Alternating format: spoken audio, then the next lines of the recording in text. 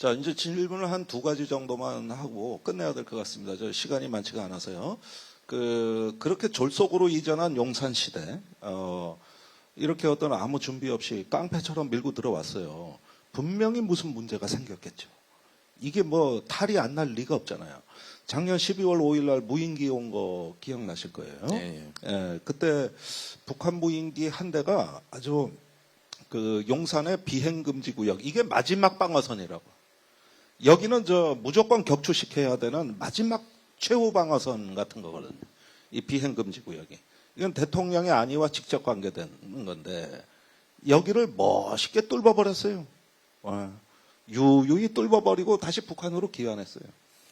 김용현 그 경호처장이 인수위 시절에 언론에 나와서 뭐라 그랬냐면은 비행금지 구역 축소해도 아무 문제 없다. 현대화되고 자동화된 경호 시스템으로 해야지 왜 옛날에 설정한 비행금지 구역. 이게 반경 3.7km예요. 그거 고집할 필요 없다. 호언 장담을 하더라고. 예. 그런데 그게 거짓말이 밝혀지는 데는 그렇게 오랜 시간이 걸리지가 않았습니다. 이런 현상들이 용산의 졸속 이전에서 비롯된 어떤 국가적인 리스크, 예. 일종의 어떤 우리 국가의 지금 취약성이 크게 부각되는 상황이라고 보십니까? 그렇죠. 왜냐하면 사실은 이런 것 대통령실 이전하면서 가장 제가 먼저 예측했던 게 이거였습니다. 이제 무인기라든지 이런 것들을 먼저 예측을 했는데 그 이유가요. 이제 사실은 군은 작전 운영 절차가 있잖아요. 2단계에서는 어떻게 하고 그 다음에 그 밑에 단계에서는 어떻게 이렇게 하는데 중간에 그 비행금지 구역 브라보라고 그러는데 거기 이제 8.3km가 딱 빠져버린 거예요. 그러니까 사람이 음식을 씹을 때 어금니가 빠져버린 거죠. 그러니까 이제 무인기가 들어와도 비행금지 구역이 아니기 때문에 그리고 우린 격추의 의무도 없고 경고 사격의 의무도 없기 때문에 거기까지는 그냥 놔두는 거죠. 정보 공유도 안 돼요. 네. 그러니까 우리가 어금니가 빠지면 음식물을 섭취하거나 씹을 때 불편하잖아요. 네. 그러다 보니까 그거랑 똑같은 현상이 일어난 거고, 그래서 이제 군은 우왕좌왕한 거죠. 예. 비행금지구역 브라보가 있을 때는 이렇게 했는데 그 수행 절차가 사라져 버린 거예요. 그럼 어떻게 대응해야 될지 이런 것들을 이제 모르는 거죠. 그러니까 우물쭈물 우왕좌왕할 수밖에 없고 그게 이제 고스란히 대통령실까지 오게 된 거죠. 예. 예. 자, 심각합니다, 여러분. 그죠? 예. 대통령 머리 위가 뚫렸어요. 아마 오후 1시쯤에 뚫린 것 같아요. 그 시간에 입양한 개 있잖아요. 그 개 데리고 집무실에 돌아다닌 거 아닙니까? 그 개 사진 찍고 뚫린 것도 모르고 그러다가 한 열흘 지나서 알게 됐고 그것도 그죠? 예. 그러니까 이런 것들이 이제 입만 열면 거짓말했던 어떤 정권의 이제 허상이 드러나는 대목이에요. 사실은 민주당이나 다 경고했던 사안입니다. 분명히 무인기 문제 생길 거라고 김병주 의원이 경고했던 사항이고, 그리고 이런 문제들이 발생했을 때,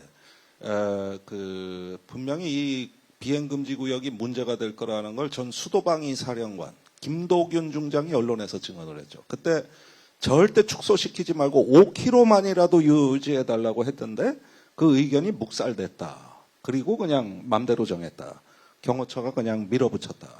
이거예요. 그러니까 바로 뚫리더라고. 바로. 이게죠. 이게. 저는 앞으로도 계속 뚫릴 가능성이 높다고 봐요. 왜냐하면 지금 현재 청와대를 중심으로 한 우리가 이제 그 군사적인 용어로 보면 이제 탐지 체계가 있고요. 타격 체계가 있어요. 탐지는 무인기가 들어오는 거를 이제 국지 방공 레이더라든지 이런 걸 잡아내는 거죠, 레이더에. 그게 이제 사거리가 짧습니다, 상당히. 청와대에 특화되어 있거든요. 그 다음에 탐지하면 요격을 해야 하잖아요.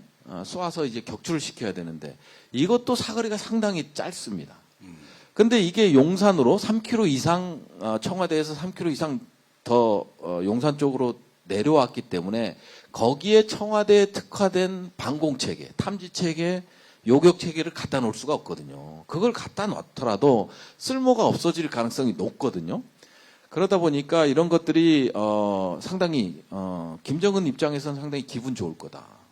처음에 대통령실 이전하면서 우리 합참과 국방부가 대통령실을 한 군데 몰아넣었잖아요. 그러면 그건 미사일 한 방이면 끝날 수도 있는 그것 때문에 김정은은 대한민국에 감사하는 마음을 갖고 있고, 그 다음에 이번에 대통령실이 뚫리는 걸 보면서, 한국은 어떻게 공격하면 되겠구나. 이거에 감사하고 있어요. 김정은 입장에서는 상당히 고마운 일. 그동안은 미사일로만 가지고 위협을 했었는데 그게 아니더라도 대한민국을 이렇게 흔들 수 있구나. 라는 거를 느껴서 상당히 감사하지 않을까 하는 생각이 듭니다. 근데 솔직히 여기 앉아 계신 분들 속마음이 있을 것 같아요. 아우 그냥 뚫려서 윤석열 보고 알아서 하라 그래. 우리가 왜 그것까지 걱정해줘야 돼. 이렇게 생각하시는 분 있죠. 왜 우리가 윤석열까지 지가 지 걱정도 안 하고 지가 뚫려도 개 데리고 노는 대통령인데 그거 우리가 왜 걱정해줘야 돼. 그건 아닌 것 같습니다. 아 그래?